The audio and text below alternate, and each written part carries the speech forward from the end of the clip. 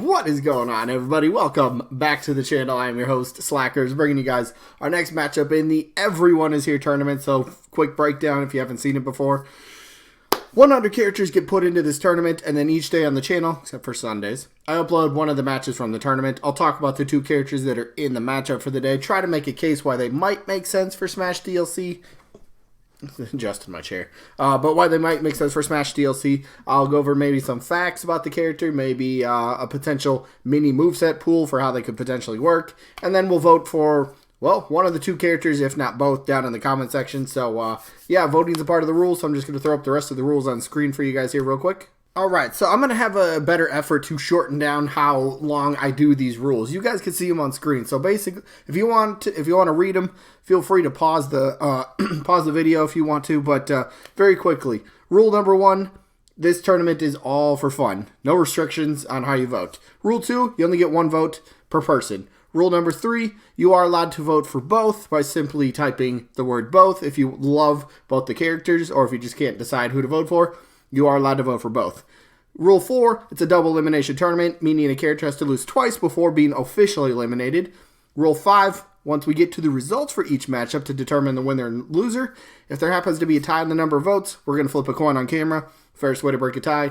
And the last rule is each character, or excuse me, each matchup only lasts for 1 week. So that means, voting-wise, you only have 1 week from when the video gets uploaded to get your votes in. Anything that comes in after that, votes do not count. There we go. Short, simple, right to the point. Those are the rules. Again, if you want to read them more, pause the video. Otherwise, we're moving right to the results and the matchup for the day.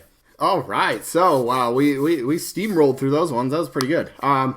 So, let's go over the results from last week. So, again, remember, we're in the loser bracket for the next few weeks. So, meaning whoever loses any of these matches, they're done from the tournament, all right? Because double elimination, we're in the loser bracket. Everybody has a loss if you're down in the loser bracket. So, the matchup last week was Chun-Li taking on Hollow Knight, and it really wasn't terribly close.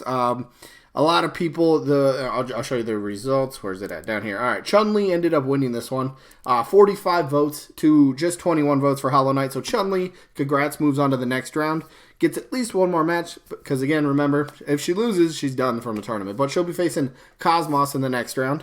But, yes, so there's that. But Hollow Knight is done. The voting was pretty straightforward again, as usual. A lot of people were saying they'd vote Chun-Li because she's too iconic, and she just kind of would be a great rep in Smash, and other people are like, yeah, Hollow Knight would be great. An indie character in Smash Bros., that'd be kind of a cool thing. So, yeah, straightforward, right to the point. So, yeah, there's the results. So, we're going to move right to the matchup. We're just zooming through this today. So, today's matchup, I like today's matchup. I really do. We have Master Chief from the Halo series, and his opponent happens to be Heihachi from the Tekken series. So, two big third-party characters duking it out today. So, let's start off. I love Heihachi, first of all right? Heihachi is awesome in regards to play style, iconic stature in gaming, the history, the legacy, the recognizable factor, the play style. He has it all. Tekken's been around for decades. Heihachi is, or was, like, the face of the Tekken series. So, spoilers, skip ahead like 10 seconds. Like, Tekken 7's been out for, a few years by now. So if you don't want story spoilers, skip ahead 10 seconds. You had your warning. All right, so here's, real quick. Heihachi dies in Tekken 7. So, he's done. And, all right, spoilers over, right? So, since he's dead, his voice actor, also, big note here, and this is a big thing. His voice actor, the most recent one, also passed away. And why is that such a big issue, right? It's like, all right, they could just go get a brand new voice actor if Heihachi were to be in Smash Bros. No, okay. I see where you're coming from, but let me throw this at you. It is not Sakurai's job, it's not Nintendo's job to go recast a role from a third-party company. Yes, I get Bandai's working on the game, but again, it's not Nintendo's job. They're the ones that said, hey, hypothetically, if they were the ones that said, Bandai, we would like to put Heihachi in the game, would you allow it? And I'm pretty sure Bandai would be like, hell yeah, go for it, do it. Drop him in there. But again, most recent voice actors passed away. He's also had another voice actor. I don't remember which one. I think he's had 4 different voice actors overall. 2 of them, I believe, have passed away, sadly. But if in fact Heihachi were to be in, and the most recent voice actor, who also voiced Incineroar in Smash Ultimate, by the way, if I'm pretty sure that's correct. I'm almost positive. But since the voice actor had sadly passed away, if you're going to pick that character, again, business-wise, Nintendo, this is not on them. This is not them to be like, all right, we want the character, so I'm just going to pick some random person out there and be like, hey, you, come here and voice Heihachi for my game, you know? You're going to have to get the sound effects, the grunts, the taunts, the, you know, getting hit, you know, all that sort of stuff. You're going to need that sort of stuff for Smash Bros. Now, I think that's really a big point for him, though. Like, I guess a point against him, and it does truly suck, because I think he'd make a fantastic addition into the roster. We do have fighting game characters in the roster already with their actual, like, fighting game inputs, which is kind of a cool little thing with Ryu and Ken, and now most recently with Terry. That's another point. Would they really follow up Terry with another hand-to-hand martial art combat sort of character? That might not make sense. You might want to try, if that were to happen, they'd probably want to space them apart, so it's not like, boom, you don't like that style of character? Well, guess what? You get another one for Fighter Pass 5. So, I don't think it looks good for Heihachi by any means, but he definitely would have the resume. Again, yes, spoilers from earlier, that happened, but I don't know, like, hey, Heihachi is in Smash Bros, right? Pac-Man's taunt, it's like a little Easter egg, which is pretty cool. Nice little nod. Heihachi was considered in Smash Wii U 3DS. Couldn't quite get it to work out, but Sakurai ended up pretty much figuring out the problem. But it's, at the same time, just in regards to where the character is and, you know, just the whole situation with him, it really doesn't look good. But that doesn't mean he wouldn't make a very fantastic character. Again, people know the name. He's from Tekken, a worldwidely just famous franchise that practically has a ready-made moveset. It's not like they got to sit down and really kind of think about things. It's like, nah, here's what he can do. Here's what he's going to do in Smash Bros. With that stuff. So it'd be very simple. I think it'd be very iconic to, you know, see something like that. But look, let's face it. If Tekken were to get a rep, most likely it's not going to be Heihachi, all right? Most likely it's not him.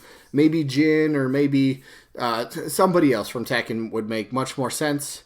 But I don't know. Just maybe I feel like out of respect for the character, at least how he stands currently, that ain't going to happen. It ain't going to happen, Chief. But speaking of Chief, what a segue. Master Chief, let's talk about him real quick. So bring up the fact again, sadly, I kind of went over a lot of negative stuff. It's more like a case of why he wouldn't happen, which kind of sucks. But let's talk about it real quick.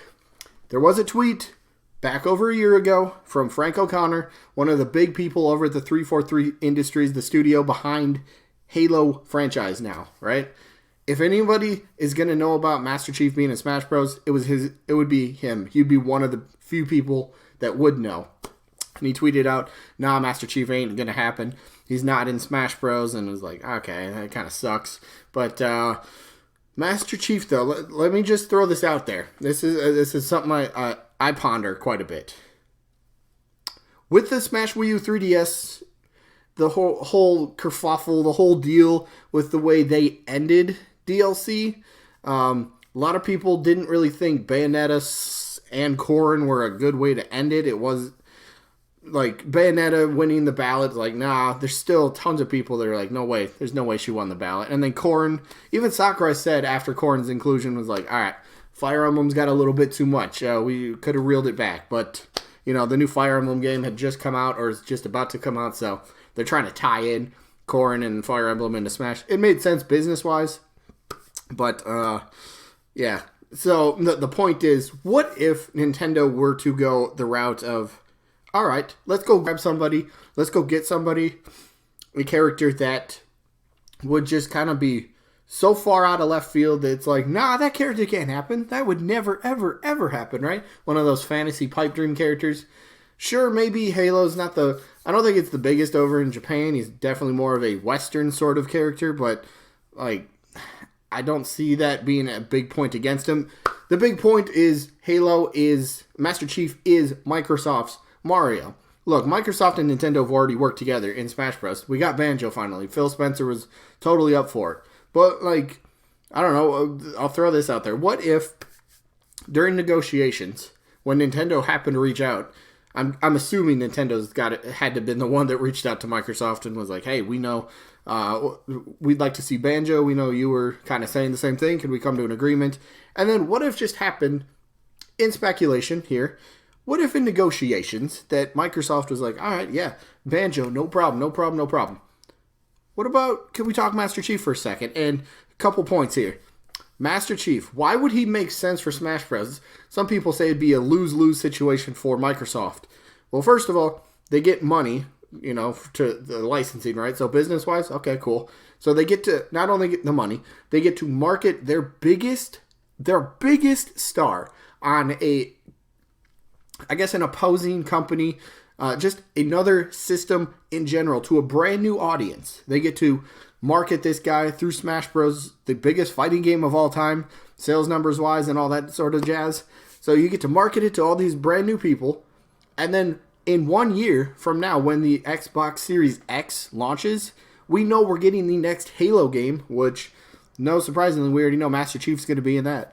So I'm just saying, what if, like, Microsoft thought this far ahead and was like, let's market him now, just get more people, more eyes on it, really get a good way to kind of end the Fighter Pass with a really big bang, a really big fantasy character, a pipe dream, and Master Chief would definitely do that for quite a bit of people. I know there's some people that are like, nah, he's too mature. What? No, what? I've played Halo since the beginning, and I don't necessarily look at Halo as like a super mature game. Like he fits moveset wise is so easy. They have so many different like sort of sci-fi sort of weapons that could really work. You got the Needler, which would be awesome. You shoot a bunch of needles after a set amount of time. If you have enough needles in the opponent, boom, it explodes, doing a little extra damage. You got brute shots, basically like grenade launchers type of weapons. You got a Spartan laser, giant freaking laser. That could be like a final smash. Would be pretty awesome. You got energy swords. You got grenades. You got the gravity hammers, bubble shields. You got jetpacks for his up B recovery move. You could get one of the vehicles in there potentially for a final smash, like a Warthog or a Ghost or whatever, something like that. A Wraith could be in there. Oh, that'd be, come on. There's so much potential. Plasma grenades, if you don't want to go. They're like, no, we already have grenades with the Snake, right? Make it different. All right, plasma grenades, different. You could stick it to the opponent. We already have sticky sort of grenades, so it's like, all right, it's not quite different, but still, it's the Halo universe, still fits the character, so definitely would be a heavy character. His armor is extremely heavy, so I don't know. He'd be a taller character and a heavier character, so that's kind of cool, like a sort of a super heavyweight, and I think that's kind of a category that could really use more inclusion to it. So look, Master Chief's definitely one of my all-time. Right now, I think he's my third. Yeah, he's my third most wanted character. So Heihachi, even if all that evidence wasn't there to kind of be like, all right, I don't think he's happening. Even if that wasn't there, Heihachi's still not too high up on my list. Master Chief has this one for me, easy, hands down. So my vote is Master Chief in this one, simple. Let me know who you guys are voting for, though, down in the comments. Either Chief or Heihachi, or both. All good. So that is it for today. So we'll give you a sneak peek for tomorrow. Right back to Tekken. Looks like tomorrow's matchup is going to be Jin Kazama. What are the odds of that? That's crazy. But Jin will be taking on Quote from Cave Story, I kind of feel an underlooked indie character, but we could talk about that tomorrow. But yeah, Jin against Quote tomorrow. That'll be fun. And then we'll get the results for who? Where are we at here? Mono Kuma was taking on Ribbon Girl, so loser gets eliminated. But yeah, that is going to be it for this one. I hope you guys enjoyed as always. And hopefully we catch you guys on the next one. Peace out, everybody.